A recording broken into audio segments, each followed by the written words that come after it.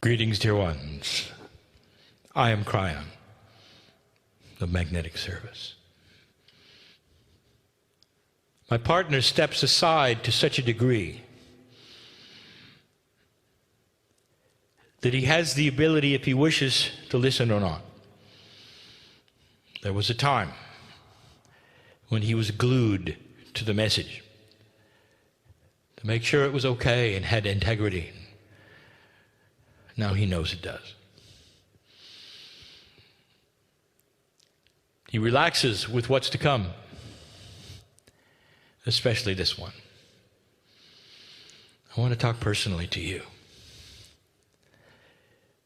about what you believe. I want to introduce to you a concept that you didn't expect. Beautiful. Dear ones, as human beings, you learn certain ways. When you were a child, most of your learning was by what was taught. What your parents gave you, what they taught you, what you learned in school. Your minds were like sponges and they took it all in. It shaped the way you thought and what you did and what you believed. When you became older, you had your own experiences to alter that. You had free choice to move, perhaps in a slightly different way than your parents gave you. And that became more conceptual. So you can see there are really a number of ways to learn. Most learning is done in a linear fashion, and it still is. Let us say that there was a concept of enlightenment that was new and that you wanted to know about, for it expanded the horizons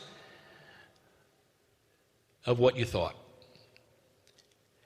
And so you would then go to a meeting with pencil in hand.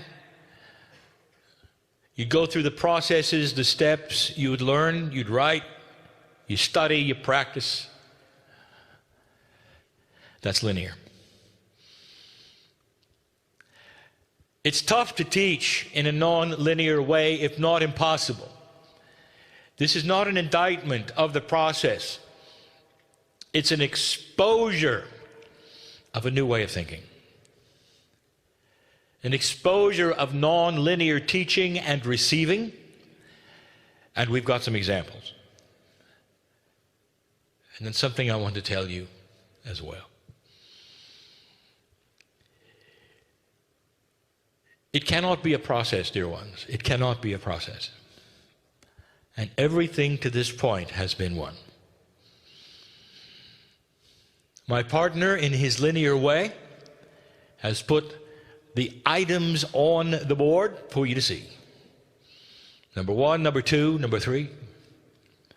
It's the best he can do. Although they are conceptual, he still puts them one at a time on the board.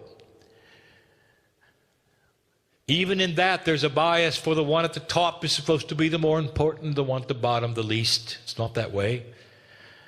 But that is the bias of how the human learns. Almost everyone in here has had the beauty and the opportunity at some age to fall in love. I would love to take you there now. In remembrance, if you're not already aware of what that was like.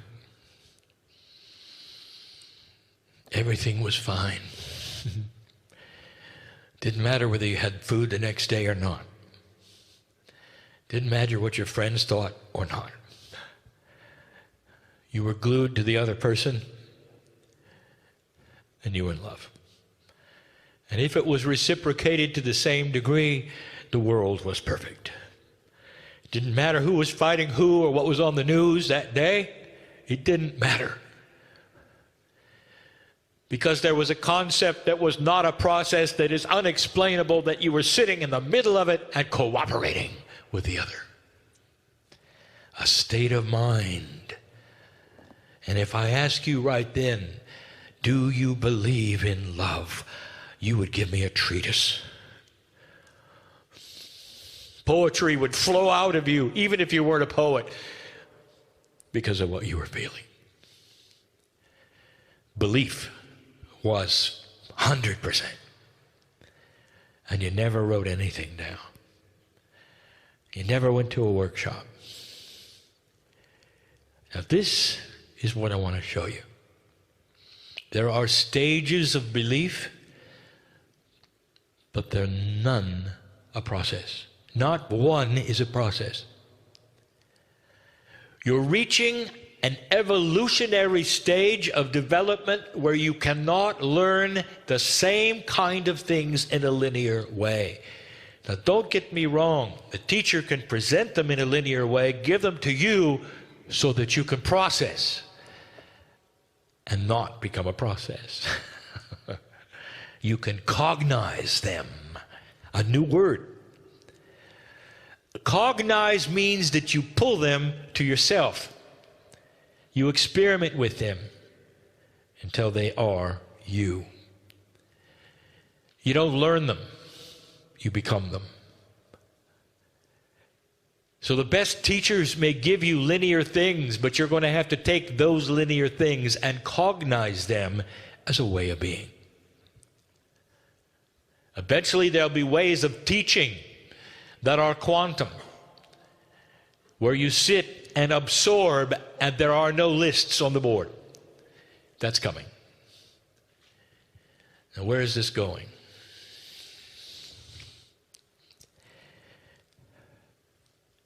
Let's say I ask you a question right now. Now this is a rhetorical question. You don't have to answer it, but I would like you to think of it as a real question, or set of questions that you answer not out loud, but almost. I want you to think the answer. And it starts easy. Do you believe in God? And you will say, yes.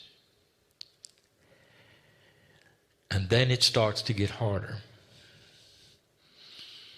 Do you believe you have a purpose in life that is related to the Creator? Do you believe in energies? Do you believe you lived before? Do you believe there are energies in your DNA you're not aware of? Do you believe that you were seeded from those from another planet? Do you believe the galaxy teems with life? Do you believe that sound and color can change the personality of a human being? Do you believe? Do you believe? Do you believe that consciousness will win over matter? Could you create things out of nothing with your mind? Could a group of human beings with pure intent change the weather? Yes or no? Now, here's what happens. Even in an astute group like this, who has traveled all of the distance, genuine light workers, pure intent, in love with God, you'll all say yes to all of them. I know who you are, and I know you don't mean it.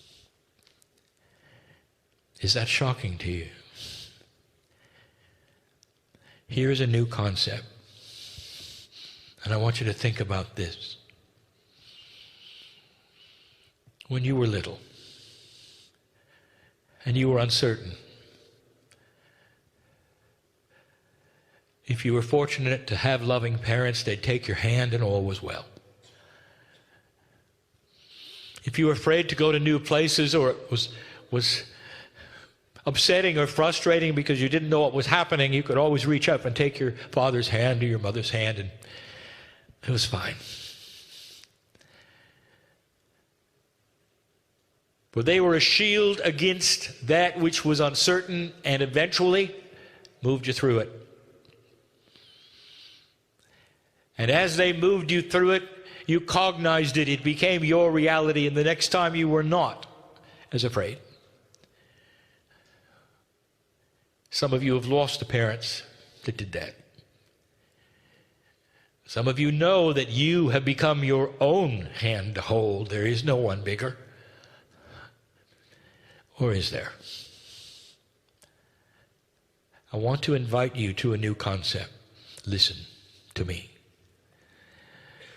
When I ask the question, do you believe in this and that and this? When Spirit asks the question, do you believe in this or that? It's not the voice in the sky judging you. I want you to be able to say and have the right to say, I'm not certain. I'm not certain. And at that moment in time, you can take the hand of God in any metaphor you want to until you are certain.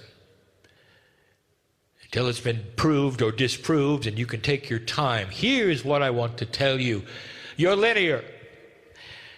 You expect there's some kind of a flashbulb of cognization that when you brought into the love of God and you realize there's more, that everything is supposed to come with it. Instantly, you believe in the strangest things you can imagine. And you sit there and you say yes to everything, because if you don't, somehow it just doesn't work. Here's the concept. You have the right to say, I'm not sure. And when you do, there is a process, yes, from Spirit, called love. It is a way of being that takes you by the hand and helps you with the things that you're not sure of. My partner doesn't like talking about himself, so I'm not going to use him in a little fashion. I'm going to give a metaphor about my partner. He's happy with that.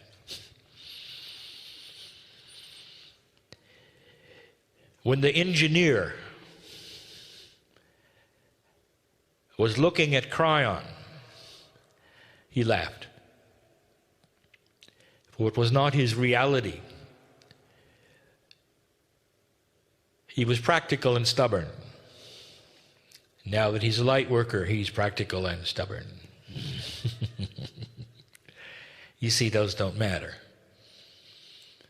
He was looking for a house in the fog. A house he was told was there. He was told he was there by his spiritual guidance. That is, when I first came into his life with the concept of benevolence and love and largeness of spirit, he felt it. He wanted more, and he looked for it. There are those who told him not to look for the house in the fog, because if he found it, it would grab him and take his soul. But he looked. He couldn't help but look, because it felt so good. As an engineer in simplicity, he wanted to find the house in the fog, open the door, and feel he was home. It's a metaphor. Eventually he did. He couldn't see the house until he got right up to it. So shrouded it was. He was told pure intent. He had to ask. He had to want to. It wasn't going to show itself. He had to search, and he did. He opened the door and he found the house, and there he was in the house in the fog. And there were all those around him and said, wait till you see the rooms. Oh, they're filled with magic. And this is where my partner had the problem. Because right there, if I ask him the question, do you believe in God? He'd say, yes, with all that is in me. Do you believe God loves you? Yes. Do you believe God is a part of you? Yes. Do you believe in this energy that is the creative source and that you are part of it? Yes, I can feel it. I am that.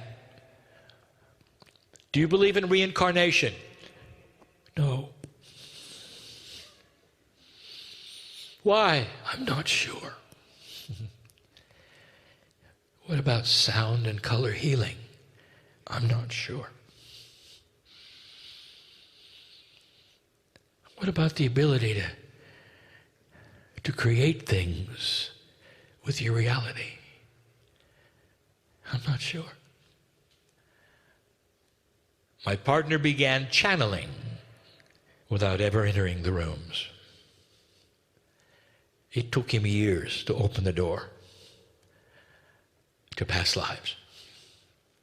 Years to go into some of the other things that some of you are so intimate with and natural with, and the engineer struggled. And what we told him then, as we held his hand, if you want to enter the houses that you're uncertain of, we'll be there to hold your hand until you are sure, or until you shut the door. Complete and total free choice to go at your own pace to the things that perhaps are more advanced in what you call the knowledge of the way things work. My partner found out quickly that there are stoppers. That is, things that will stop you from ever opening the door to the next houses. You may stay there and say, God is real, God is in my life, I believe, and that's it. I'm not going to go any farther. Sometimes it's peer pressure in society that tells you not to. And that creates fear. But that's not the worst one, dear ones, because we are filled in this room with warriors of the light. And a warrior will pierce through and not be afraid. That's not the worst one. The worst one is what happens when you get there and you fall into the linear trap of humanism. Now you see it. Now you try it. And now you're worried about everything. I'm not doing it right. This doesn't seem to be working. I've done A, B, and C. I did not get D like I was told. Since I didn't, I'll try something else. Or worse, I didn't achieve it correctly. Or worse, I didn't do it right. Now I'm in trouble. How do I undo this? Kryon. Like God has a blackboard checking things off that you're doing right and wrong. When your mother and your father took your hand when you were distressed, were they checking off a blackboard, or were they just trying to help you? I want to tell you something. Warrior, I want the warrior to become a warrior. Stop it. Stop judging you because God does not do it. Why should you? This is linear human programming. And you don't need it. It's okay not to be certain. In fact, it's time to be honest. And here are the questions yet again. Now sit there in all love and honesty with yourself. Don't lie to yourself.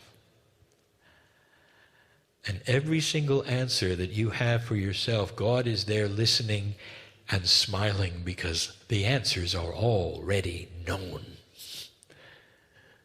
The hand comes down for any of you